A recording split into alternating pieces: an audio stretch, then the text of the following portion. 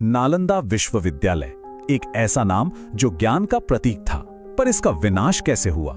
यह एक ऐसा सवाल है जिसकी सच्चाई आज भी इतिहास के पन्नों में कहीं दबी हुई है।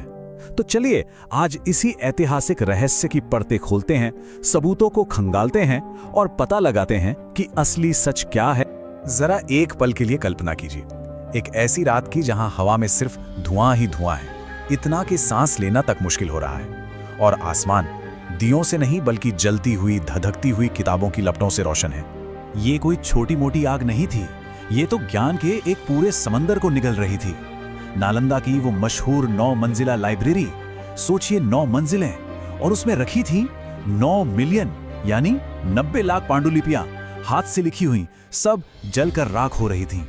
और ये सिर्फ एक लाइब्रेरी नहीं थी, ये एक जिंदा धड़कता हुआ ज्ञान का केंद्र था। वो जगह जहां दुनिया के कोने कोने से 10,000 से ज्यादा छात्र अपनी ज्ञान की प्यास बुझाने आते थे, और उन्हें पढ़ाने वाले कौन? 1500 से भी ज्यादा बेहतरीन आचार्य। और ये आग कितनी भयानक होगी, इसका अंदाजा इसी बात से लगा लीजिए कि ये एक दिन एक हफ्ते में नहीं बुझी, नहीं, ये पूरे 3 महीने तक सुलगती रही, जलती रही, और धीरे धीरे सब कुछ खत्म हो गया। देखिए, नालंदा कोई रातों रात खड़ी हुई यूनिवर्सिटी नहीं थी। इसका इतिहास लगभग 800 साल पुराना और बेहद गौरवशाली रहा है। सोचिए, 5वीं सदी में गुप्त शासक कुमारगुप्त प्रथम ने इसकी नींव रखी। फिर सम्राट हर्षवर्धन के दौर में ये और फला फूला, और पाल साम्राज्य के समय तो ये अपनी बुलंदियों पर पहुंच गया था। जब नालंदा अपने चरम पर था तो वो सिर्फ एक यूनिवर्सिटी नहीं था, बल्कि ज्ञान का एक पूरा शहर था। मतलब यहाँ आयुर्वेद, एस्ट्रोनॉमी, मैथ्स, मेडिसिन, इन सब पर ऐसी ऐसी रिसर्च होती थी जो शायद दुनिया को सदियों आगे ले जा सकती थी। और यहाँ एडमिशन लेना, अरे वो तो आज के किसी भी मुश्किल एग्जाम से ज्यादा कठिन था। अंदाजा लगाइए, हर 10 में से 8 छात्र तो एंट्रेंस एग्जाम में ही फेल हो जाते थे। इतना ही नहीं, 7वीं सदी में जब चीनी यात्री फैन तजांग यहाँ आए तो उन्होंने क्या लिखा? उन्होंने लिखा कि नालंदा दुनिया में ज्ञान का सबसे महान केंद्र है। तो जिस जगह का लोहा पूरी दुनिया मानती थी, उसका जलना सिर्फ भारत का नुकसान नहीं था, ये तो पूरी इंसानियत का नुकसान था। तो फिर वही सवाल, इतना महान केंद्र आखिर तबाह हुआ कैसे? और यहीं से ये कहानी एक मजेदार और रहस्यमयी मोड़ लेती है।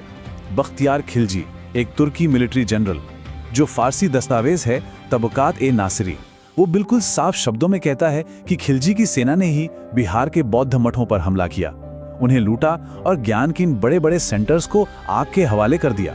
अब सवाल उठता है कि आखिर मकसद क्या था? देखिए, इसके पीछे कई वजहें बताई जाती हैं। पहली जाहिर है लूटपाट, धन और कीमती पांडुलिपियों को लूटना। दूसरी, बौद्ध धर्म के बढ़ते प्रभाव को जड़ से खत्म करना। और तीसरी, इस पूरे इलाके पर अपना दबदबा कायम करना। और ऐसा नहीं है कि सिर्फ नालंदा ही निशाने पर था। खिलजी की सेना ने पास की ओदंतपुरी और विक्रमशिला यूनिवर्सिटीज को भी ठीक इसी तरह बर्बाद किया था। लेकिन कहानी इतनी सीधी भी नहीं है। यहीं एक और सवाल खड़ा होता है, क्या यह विनाश एक झटके में हुआ? मतलब एक फलता फूलता विश्वविद्यालय था और उस पर अचानक हमला हुआ और सब खत्म हो गया? या फिर ये बस एक आखिरी चोट थी एक ऐसे संस्थान पर जो पहले से ही कमजोर हो रहा था, दम तोड़ रहा था? हाँ, कुछ हिस्टोरियंस का ये भी मानना है कि खिलजी के हमले से काफी पहले ही नालंदा का बुरा वक्त शुरू हो गया था। राजाओं से मिलने वाला संरक्षण, मतलब जो रॉयल पैट्रोनेज थी, वो कम हो गई थी, फंडिंग आनी बंद हो गई थी, और खुद भारत में बौद्ध धर्म का प्रभाव भी घट रहा था। तो इस थ्योरी के हिसाब से खिलजी ने कोई जिंदा शेर नहीं मारा, बल्कि बस एक बुझते हुए दिए पर फूंक मारी थी। मगर फिर आर्कियोलॉजी मैदान में आती है। जब एएसआई यानी पुरातत्व विभाग ने खुदाई शुरू की तो जमीन के नीचे से एक बिल्कुल अलग कहानी सामने आई। रिपोर्ट्स में मोटी मोटी जली हुई परतें मिली, राख हो चुकी पांडुलिपियों के ढेर मिले, कालिख से सनी दीवारें मिली। ये सब किस बात का सबूत है? इस बात का कि आग कोई छोटी मोटी नहीं थी, ये एक बहुत बड़ी, सोची समझी और विनाशकारी आगजनी थी। अगर हम सारे सबूतों को एक तराजू पर रखें तो तस्वीर काफी हद तक साफ हो जाती है। बख्तियार खिलजी वाली थियोरी का पलड़ा सबसे भारी है। हाँ, ये बात सही है कि नालंदा धीरे धीरे कमजोर हो रहा था, तो वो एक सपोर्टिंग फैक्टर जरूर था, लेकिन वो मुख्य कारण नहीं था। और बाकी थियोरीज, उनमें तो लगभग कोई वजन ही नहीं है। मतलब जो असली सच है वो शायद इन दोनों बड़ी थ्योरीज के बीच में कहीं है। नालंदा की हालत पहले से खराब हो रही थी, ये सच है, लेकिन उसका अंत अपने आप नहीं हुआ। उसका विनाश एक जानबूझकर किया गया हिंसक हमला ही था। और इसीलिए जब हम सारे ऐतिहासिक और आर्कियोलॉजिकल सबूतों को एक साथ देखते हैं तो जो सबसे मजबूत निष्कर्ष निकल कर आता है वो यही है कि नालंदा को बख्तियार खिलजी और उसकी तुर्की सेना ने ही तबाह किया था।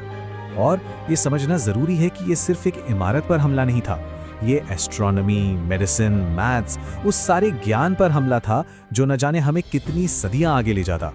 ये सिर्फ एक यूनिवर्सिटी का नुकसान नहीं था, ये पूरी मानव सभ्यता पर लगा एक ऐसा घाव है जो आज तक नहीं भरा है। और आखिर में ये हमें एक बहुत गहरे सवाल के साथ छोड़ जाता है कि जब कोई लाइब्रेरी जलती है तो क्या सिर्फ कागज और स्याही जलती है? नहीं, उसके साथ जलता है वो सारा ज्ञान, वो सारे विचार और आने वाली न जाने कितनी पीढ़ियों के लिए बेहतर भविष्य की वो सारी संभावनाएं जो हमेशा के लिए राख हो जाती हैं।